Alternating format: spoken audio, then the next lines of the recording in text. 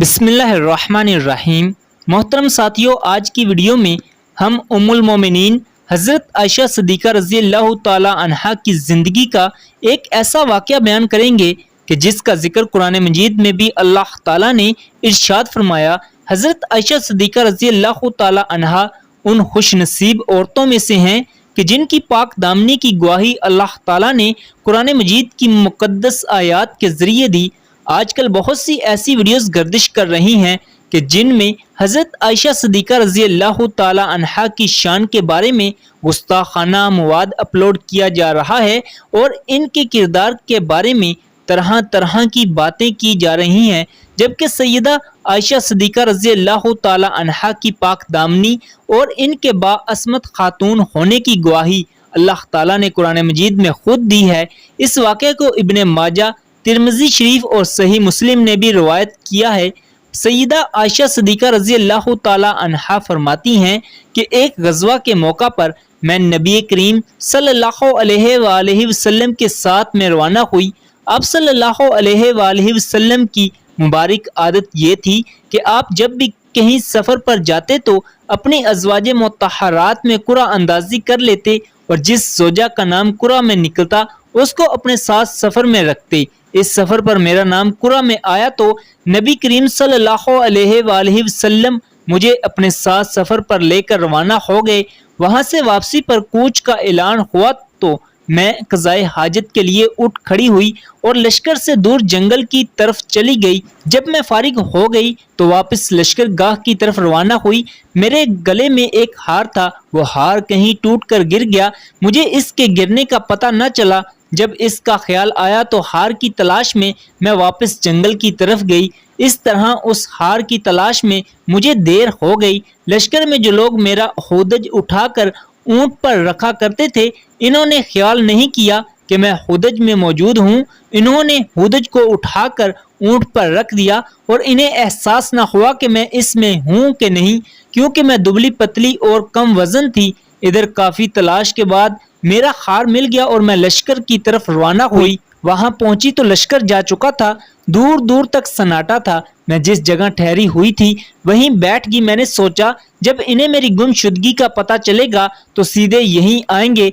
बैठे बैठे मुझे नींद ने आ लिया। सफवान सलमी रज़ी अल्लाह ताला अन्हो की जिम्मेदारी ये थी कि वो लश्कर के पीछे रहा करते थे ताकि किसी का कोई सामान रह जाए या गिर जाए तो उठा लिया करें। इस रोज भी लश्कर से पीछे थे। चुनाचे जब ये इस जगह पहुंचे जहां काफिला था तो उन्होंने मुझे दूर से देखा और ख्याल किया कि कोई आदमी सोया हुआ है। नजदीक आए तो उन्होंने मुझे पहचान लिया। मुझे देखते ही उन्होंने कहा इन्ना लिल्लाहि व इन्ना अलैहि राजिऊन पढ़ा। इनकी आवाज सुनकर मैं जाग गई। इन्हें देखते ही मैंने अपनी चादर अपने चेहरे पर डाल ली। हजरत आयशा सिद्दीक़ा रज़ी अल्लाह ताला अन्हा फरमाते हैं, सफवान सलमी रज़ी अल्लाह ताला अन्हो हैरत ज़दा थे कि ये क्या हुआ, लेकिन मुंह से उन्होंने एक लफ्ज़ न कहा, ना मैंने इनसे कोई बात की। उन्होंने अपनी ऊँटनी को मेरे करीब बिठाया और सिर्फ इतना कहा, माँ सवार हो जाएं। फिर मेरे सवार होने के बाद उन्होंने ऊँटनी को उठाया, इसकी महार पकड़कर आगे रवाना हुए। यहाँ तक कि लश्कर में पहुँच गए। लश्कर उस वक़्त नहले ज़हीरा के मकाम पर पड़ाव डाले हुए था और वो दोपहर का वक़्त था। जब हम लश्कर में पहुंचे तो मुनाफिकों के सरदार अब्दुल्ला बिन उबई को बहतान लगाने का मौका मिल गया। उसने कहा, ये औरत कौन है जिसे सफवान साथ लाया है? इसके साथ ही मुनाफिक बोल उठे, ये आयशा है, सफवान के साथ आई है। अब ये लोग लगे बातें करने। फिर जब लश्कर मदीना मुनव्वरा पहुंच गया तो मुनाफिक अब्दुल्ला बिन उबई दुश्मनी की बिना पर और इस्लाम से अपनी नफरत की बिना पर इस बात को शोहरत देने लगा। इमाम बुखारी लिखते हैं, जब मुनाफिक इस वाक़या का जिक्र करते तो अब्दुल्ला बिन उबई बढ़ चढ़ कर इनकी तायीद करता कि इस वाक़या को ज़्यादा से ज़्यादा शोहरत मिले। सैयदा आयशा सिद्दीक़ा रज़ी अल्लाह ताला अन्हा फरमाती हैं, मदीना मुनव्वरा आकर मैं बीमार हो गई। मैं एक माह तक बीमार रही। दूसरी तरफ मुनाफिक इस बात को फैलाते रहे, बढ़ा चढ़ा कर बयान करते रहे। اس طرح یہ باتیں نبی کریم صلی اللہ علیہ وآلہ وسلم تک اور میرے ماں باپ تک پہنچی جبکہ مجھے کچھ بھی معلوم نہ ہو سکا تھا۔ البتہ میں محسوس کرتی تھی کہ ان حضرت صلی اللہ علیہ وآلہ وسلم مجھ سے پہلے کی طرح محبت سے پیش نہیں آتے تھے جیسا کہ پہلے بیماری کے دنوں میں میرا خیال رکھتے تھے۔ دراصل حضور اکرم صلی اللہ علیہ وآلہ وسلم اپنے گھرانے پر منافقین کے الزام تراشی سے سخت غم زدہ تھے۔ اس فکر و رنج کی وجہ سے گھر والوں سے اچھی طرح گل مل کر بات کرنے کا موقع بھی نہ ملتا تھا۔ آپ صلی اللہ علیہ وآلہ وسلم کے اس طرز عمل سے میں پریشان رہنے لگی۔ میری بیماری کم ہوئی تو مستخ رضی اللہ تعالی عنہا نے مجھے وہ باتیں بتائیں جو لوگوں میں پھیل رہی تھی۔ مستخ رضی اللہ تعالی عنہا نے خود اپنے بیٹے مستخ کو بھی برا بھلا کہا، وہ بھی اس بارے میں یہی کچھ کہتا پھرتا تھا۔ یہ سنتے ہی میرا مرض لوٹ آیا، مجھ پر غشی طاری ہونے لگی، بخار پھر ہو گیا۔ گھر آئی تو بری طرح بے چین تھی، تمام رات روتے گزری، آنسو رکتے نہیں تھے، نیند آنکھوں سے دور تھی۔ صبح نبی اکرم صلی اللہ علیہ وسلم میرے پاس تشریف لائے۔ آپ صلی اللہ علیہ وآلہ وسلم نے پوچھا کیا حال ہے؟ تب میں نے عرض کیا کیا آپ مجھے اجازت دیں گے کہ میں اپنے ماں باپ کے گھر ہو آؤں؟ آپ صلی اللہ علیہ وسلم نے مجھے اجازت دے دی۔ دراصل میں چاہتی تھی اس خبر کے بارے میں والدین سے پوچھوں۔ جب میں اپنے ماں باپ کے گھر پہنچی تو میری والدہ ام رومان رضی اللہ تعالی عنہا مکان کے نچلے حصے میں تھیں جبکہ والد اوپر والے حصے میں قرآن کریم کی تلاوت کر رہے تھے۔ والدہ نے مجھے دیکھا تو پوچھا تم کیسے آئی؟ میں نے ان سے پورا قصہ بیان کر دیا۔ اس پر میری والدہ نے کہا بیٹی تم فکر نہ کرو، اپنے آپ کو سنبھالو، دنیا کا دستور یہی ہے کہ جب کوئی خوبصورت عورت اپنے خاوند کے دل میں گھر کر لیتی ہے تو اس سے جلنے والے اس کی عیب جوئی شروع کر دیتے ہیں۔ یہ سن کر میں نے کہا اللہ کی پناہ، لوگ ایسی باتیں کر رہے ہیں، کیا میرے ابا جان کو بھی ان باتوں کا علم ہے؟ انہوں نے جواب دیا ہاں انہیں بھی معلوم ہے۔ اب تو مارے رنج کے میرا برا حال ہو گیا، میں رونے لگی۔ میرے رونے کی آواز والد کے کانوں تک پہنچی تو وہ فوراً نیچے اتر آئے۔ انہوں نے میری والدہ سے پوچھا اسے کیا ہوا؟ انہوں نے کہا کہ اس کے بارے میں جو لوگ افواہیں پھیلا رہے ہیں وہ اس کے کانوں تک پہنچ چکی ہیں۔ اب تو والدہ بھی رونے لگی، والد بھی رونے لگے۔ اس رات میں روتی رہی، پوری رات سو نہ سکی۔ میری والدہ بھی رو رہی تھی، والد بھی رو رہے تھے، ہمارے ساتھ گھر کے دوسرے لوگ بھی رو رہے تھے۔ ایسے میں ایک انصاری عورت ملنے کے لیے آ گئی، میں نے اسے اندر بلا لیا، ہمیں روتے دیکھ کر وہ بھی رونے لگی۔ ایسے میں رسول اللہ صلی اللہ علیہ وسلم تشریف لے آئے۔ آپ صلی اللہ علیہ وسلم نے اسلام کیا اور بیٹھ گئے۔ جب سے یہ باتیں شروع ہوئی تھیں آپ صلی اللہ علیہ وسلم نے میرے پاس بیٹھنا چھوڑ دیا تھا، لیکن اس وقت آپ صلی اللہ علیہ وسلم میرے پاس بیٹھ گئے۔ ان باتوں کو 1 ماہ ہو چکا تھا، اس دوران آپ پر وحی بھی نازل نہیں ہوئی تھی۔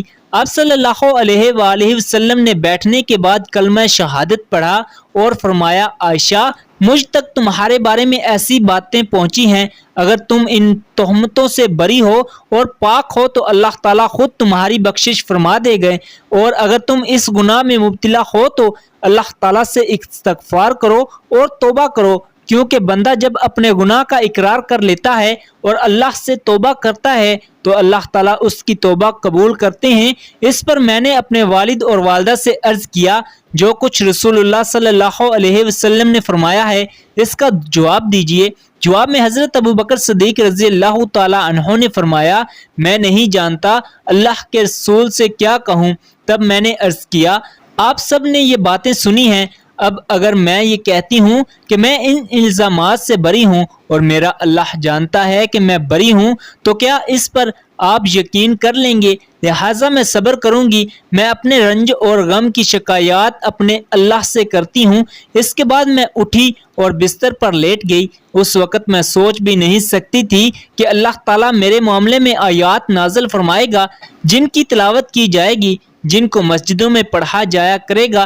البتہ میرا خیال تھا کہ اللہ تعالیٰ میرے بارے میں رسول اللہ صلی اللہ علیہ وسلم کو کوئی خواب دکھا دیں گے اور مجھے اس الزام سے بری فرما دیں گے۔ ابھی ہم لوگ اسی حالت میں تھے کہ اچانک آپ صلی اللہ علیہ وسلم پر وحی کے آثار محسوس ہوئے۔ حضور صلی اللہ علیہ وسلم پر جب وحی نازل ہوتی تھی تو چہرہ مبارک پر تکلیف کے آثار ظاہر ہوتے تھے۔